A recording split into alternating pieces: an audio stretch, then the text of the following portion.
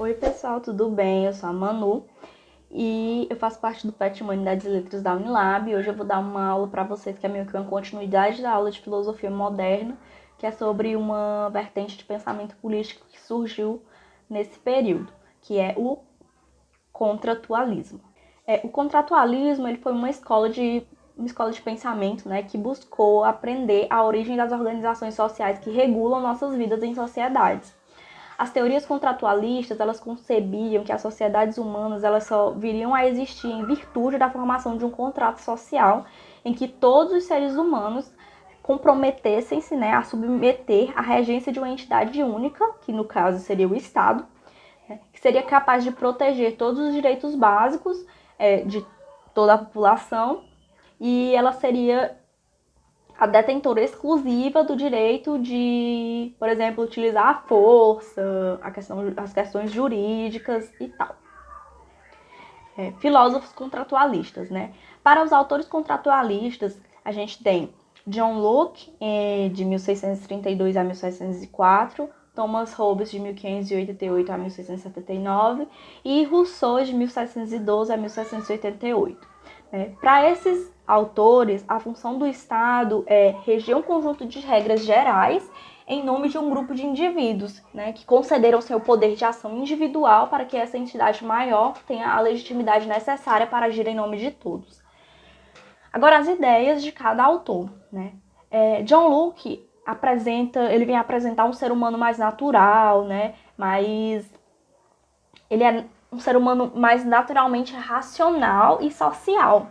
E aí a gente tem o homem por natureza bom e que os atritos surgem a partir dos conflitos de interesse. Então, para esse autor,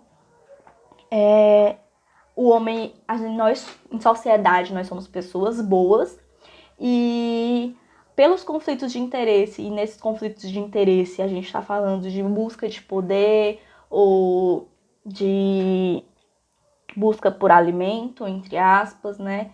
Nesses sentidos, a partir disso que os conflitos sociais eles surgem, a partir disso que os conflitos eles surgem. Para Thomas Hobbes, né, ele diz que o homem ele é bárbaro e egoísta. Então, o homem, para ele, é por natureza mau. Né? E a instituição de um Estado único e forte seria, então, a única maneira de garantir a sobrevivência do bem-estar comum. E aí ele tem uma frase que o homem é o lobo do homem, né? Que aí se tornou-se, assim, icônica. E aí, o que ele diz, né? A maldade do ser humano, ela faz com que o homem viva em constante estado de guerra, ameaça e destruição. E apenas o Estado, né, é que conseguiria mediar esses conflitos e que conseguiria fazer com que a gente vivesse, né, num estado mais pleno. E aí a gente tem Rousseau, né, que é ícone na sociologia. E para ele concebe o homem como natural, né? Ele é selvagem e ele é socialmente primitivo. Né? E aí a gente tem o homem nasce bom, mas é corrompido pela sociedade.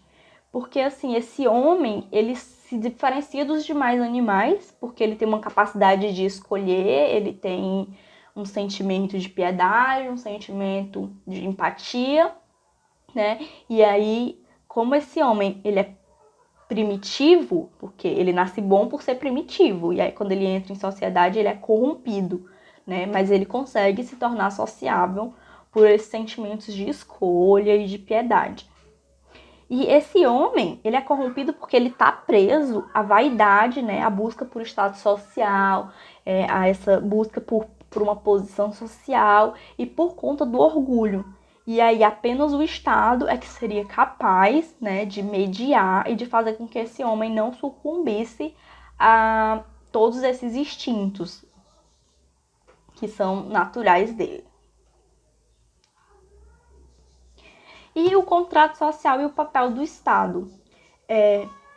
Mesmo com as diferentes concepções de natureza humana, né, os autores eles concebiam o Estado civil como uma entidade fabricada, que havia surgido gradualmente de forma espontânea a partir da necessidade da segurança que a entidade única do Estado proveria. Então a gente eles tentavam entender em que ponto, em quais circunstâncias essa entidade que regulamenta nossas vidas com leis e regras, ela foi criada. E para todos esses autores, essa entidade, ela garante muitos aspectos da vida social, né? E essa instituição, no caso desse Estado, ele tem que ser neutro e impermeável às vontades individuais. E ele tem que utilizar esse poder para manter a ordem, né? Para manter a ordem dos indivíduos e nunca pensar em si. Sempre pensar nos outros, né? Então, assim, esse contrato social, ele seria um acordo entre os membros de uma sociedade, né, em que todos reconhecem a autoridade da entidade única do Estado, e dessa forma todos deveriam abrir mão de seu direito legítimo de uso da força e entregá-lo nas mãos dessa entidade, que deveria garantir, né,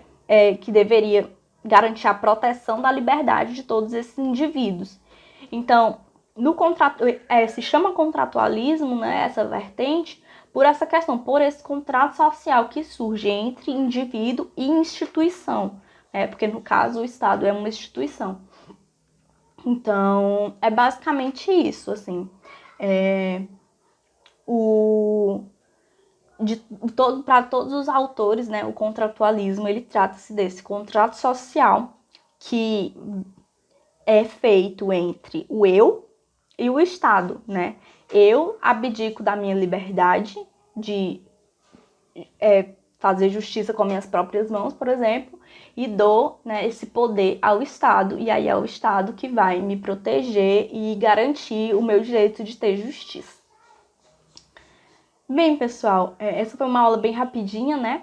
Mas muito obrigada pela atenção. Eu espero que vocês tenham conseguido compreender. Bons estudos para vocês e até a próxima.